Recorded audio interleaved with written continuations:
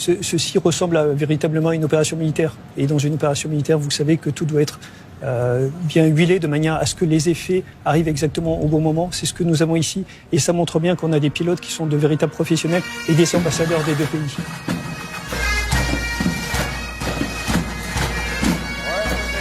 Là, on présente au roi et à la reine les délégations, les hautes personnalités. Vous avez vu le président de la République, François Hollande.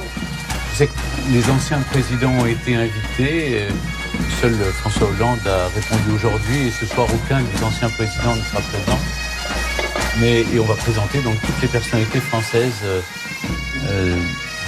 On voit Emmanuel Grégoire, adjoint à la maire de Paris, avec son écharpe, et puis non Anne Hidalgo qui n'est pas présent. Ouais, vous reconnaissez la musique, ou vous reconnaissez ceux qui jouent la musique? C'est le bagad de l'Anne Biway, qui est un ensemble de musique bretonne de la Marine nationale, qui a été créé en 1952 et qui est aussi présent aujourd'hui parce qu'il joue de la cornemuse, qui est l'instrument préféré, je crois, de Charles III. Mais il faut savoir qu'il a décidé de remettre au goût du jour le réveil à la cornemuse. Donc il se fait réveiller le matin à la cornemuse. Donc c'est encore une fois un choix particulièrement judicieux pour l'accueillir. Rappelez peut-être l'histoire. C'est Élisabeth II qui, dans la tradition, avait un joueur de cornemuse qui jouait de la cornemuse le matin au-dessus de sa fenêtre pour la réveiller. Et c'est beaucoup plus agréable d'être réveillé, pensait-elle, par la cornemuse que par un téléphone portable ou un réveil. Et le roi Charles y est très, très attaché aussi. Donc il a relancé la tradition. La signature du livre d'or. La signature du livre d'or, qui est une tradition. Alors, en présence du général de corps d'armée de Saint-Chamas, qui est le président de la Flamme. La Flamme, c'est le comité de la Flamme, c'est celui qui s'occupe justement et qui s'assure que tous les jours à 18h30, on puisse raviver cette flamme. Il y a également gouverneur des Invalides, je crois. Exactement, tout à fait. Fonction importante pour tous nos blessés qui reviennent d'opération.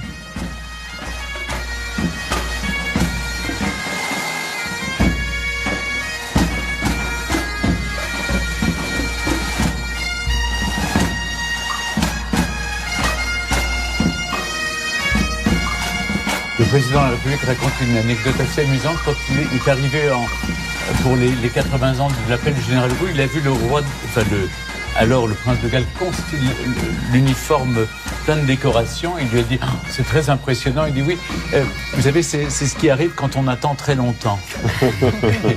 Et donc là, ils arrivent à plaisanter l'un l'autre. On les a vus à différents moments, y compris à se toucher. On sait que le président de la République est un homme très tactile aussi. Il touche beaucoup. Oui. Et là, ils vont saluer les anciens combattants. Alors Mathieu Boisseau est avec nous à quelques mètres de la tribune officielle, les tribunes officielles, car il y en a un certain nombre. Mathieu, quelle impression, quelle émotion, j'allais dire, avec ces avions de chasse et la patrouille de France notamment, qui sont passés très très vite au-dessus de l'Arc de Triomphe. Oui, en fait, je me trouve même dans l'une des deux tribunes officielles et effectivement, toujours cette même émotion quand on entend la cornemuse et qu'on est juste à côté. Je peux vous dire que ça vous saisit. Ce qui saisit aussi, c'était ce spectacle de la patrouille de France avec les Red Arrows qui mélangeaient leurs couleurs.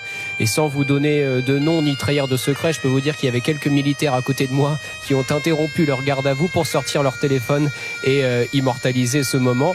On voit aussi que Emmanuel Macron et le roi Charles III sont très proches physiquement. Peut-être le symbole aussi d'une complicité et aussi d'un changement d'époque. Emmanuel Macron a à plusieurs reprises touché Charles dans son dos pour le guider. Jamais il n'aurait osé faire ça avec la reine Elisabeth II. Et d'ailleurs, en 1972, Georges Pompidou avait touché le coude de la reine. Et à l'époque, ça avait été qualifié d'entorse au protocole. Heureusement, ça n'avait pas fait d'incident diplomatique. Un dernier petit détail, c'est qu'il y a du vent. Alors ça donne des très belles images avec ce grand drapeau français qui est sous l'Arc de Triomphe, mais c'est plus compliqué pour Camilla qui doit tenir son chapeau. Oui, on voit les images effectivement en direct. Jacques Chirac avait aussi enfreint le protocole en accompagnant Mais elle détestait pas non plus la reine Elisabeth. Il ne faut pas qu'on la bouscule. Comme le disait Laurent Stéphanie, un détail sur les décorations. Vous voyez que le président porte évidemment sur canapé sa décoration de la Légion d'honneur, mais le roi aussi porte la Légion d'honneur. Il est déjà Grand Croix. C'est la raison pour laquelle il ne sera pas fait Grand Croix de la Légion d'honneur, puisque c'est déjà fait. Et lors de l'accueil à l'Élysée, c'est la reine Camilla qui sera faite Grand Croix de la Légion d'honneur.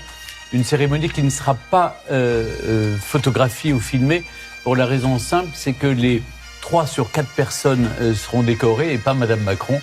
Et donc, voilà, par respect, on ne le montre pas. Le président de la République sera fait chevalier grand-croix de l'ordre du très honorable ordre du Bain.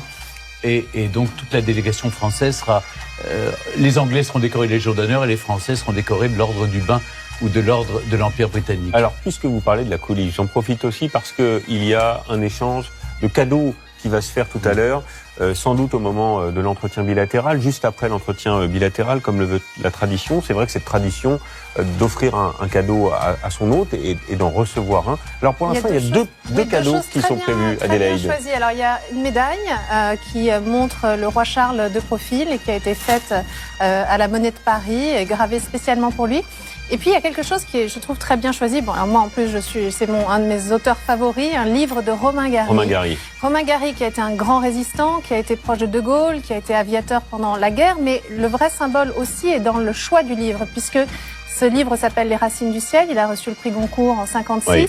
Et c'est le tout premier roman écologiste, d'une certaine manière, puisque toute l'histoire est comment des personnages vont tenter d'empêcher l'éradication des éléphants. Donc là encore, le faisceau de symboles est particulièrement bien choisi. C'est un des 85 ouvrages d'édition originale. Oui. Mais la reine recevra 2 livres aussi, si vous voulez qu'on parle des cadeaux ou... Oui, bien sûr. Non, je me demandais s'il y avait un tout petit peu de son. Je voulais demander à la régie un petit peu de son pour écouter, parce que c'est vrai que cet échange est assez particulier entre ces anciens combattants qui sont là, présents, et le roi Charles. Je me demandais si on avait du son. Voilà, un petit peu trop de musique, me dit-on, pour entendre ce qu'ils se disent. Charles, poursuivez. Charles. Pardon pour ce lapsus. Madame Macron a réservé non pas un sac Dior, parce qu'évidemment le Lady Dior était réservé à Diana, mais plutôt une pochette Parme de la maison Louis Vuitton. Et puis aussi un livre, 100 000 milliards de poèmes de Romain Queneau. Et puis une traduction, un livre, comment dire, en 2 langues, une très belle édition des contes de Perrault. Vous savez que la reine a son Queen's Reading Room, elle a un club de lecture, elle essaye de lutter contre l'analphabétisme, elle essaye de faire lire aux jeunes enfants, donc elle lit des contes à la télévision ou sur les réseaux sociaux. Et donc c'est un livre de contes de Perrault, mais une très belle édition. Et puis le roi va recevoir aussi une bouteille de champagne de l'année de sa naissance. Et puis sans doute un peu de sèvre aussi, un vase. Donc un champagne de 75 ans. Oui, absolument, mais visiblement il est encore... Il reste pétillant. Regardez, le roi lui-même se porte comme un charme. Donc oui, à 75 ans, on est encore très jeune. Non, je parlais du champagne. Ah oui, du champagne aussi. Pas du roi, bien donc sûr. Voilà pour les cadeaux, remise, échange de décorations, c'est évidemment la tradition. Et puis, il y a une chose très amusante, c'est que vous savez que pour inviter le roi, on lui a offert un livre avec toutes les visites de la reine. Et là, on est en train, en ce moment même, de constituer le livre de la visite du roi, oui. Et qui sera offert à l'issue de la visite. Et je crois même qu'il y aura un tableau qui sera fait en direct par un peintre ce soir au château de Versailles qui va peindre la situation. D'ailleurs, c'est un élément qu'avait beaucoup apprécié Buckingham Palace, et notamment le roi Charles III au moment de la disparition de la reine Elisabeth. C'était le cadeau qui avait été fait par l'Élysée. Oui. C'était un recueil de toutes les photos, oui. De toutes les visites d'État d'Elisabeth II lorsqu'elle était venue en France. Vraiment touché. Et pour compléter ce que dit Stéphane très justement, ce fameux club de lecture de la reine Camilla a un succès fou, et c'est l'un des points communs aussi entre les 2 épouses, parce qu'on sait que Madame Macron enseigne même encore aujourd'hui la littérature, et elles vont toutes les 2 du coup annoncer la création de ce prix littéraire franco-britannique. Ce sera à la BNF, un moment très beau où on va aussi présenter normalement à la reine des manuscrits précieux qui sont le trésor de la BNF. Donc il y a vraiment des points communs entre les deux épouses qui s'entendent très très bien, et qui ont d'ailleurs des traits de personnalité proches. Elles sont toutes les 2 très faciles d'accès. L'ambassadrice britannique à Paris qu'on a vu de dos ici à l'écran, avec le roi Charles III et le président de la République.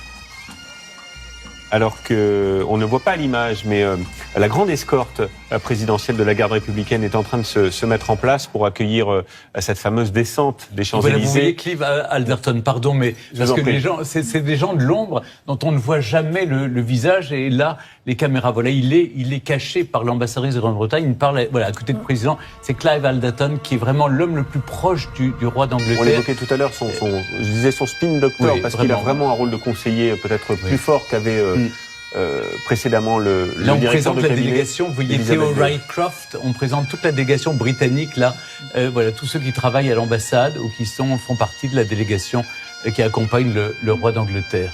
Le private secretary a toujours eu quand même un rôle très très important. La reine, on a eu plusieurs, puisqu'évidemment elle a régné 70 ans. J'ai bien connu Sir Robert Gendrin. Oui. Il était quelqu'un qui était très proche de nous et qui était très très proche de la reine. Il paraît que lui est arrivé à virer tout le monde. Une grande partie du cabinet, en Il tout était cas. le private secretary du prince de Galles. Il y avait quelqu'un en place auprès de la reine. Il a fait place nette. Oui. Ça paraît tout à Très fait logique. normal. Tous les 70 ans. On lui souhaite. Et On là, lui vous- souhaite. Et vous voyez actuellement le roi qui est en train de saluer tous les chefs d'état-major des armées françaises qui sont présents. Je pense que ça aussi, ça illustre que c'est véritablement une visite d'État et le lien important qui existe entre la France et la Grande-Bretagne aujourd'hui en matière de coopération militaire. On est dans une situation assez similaire.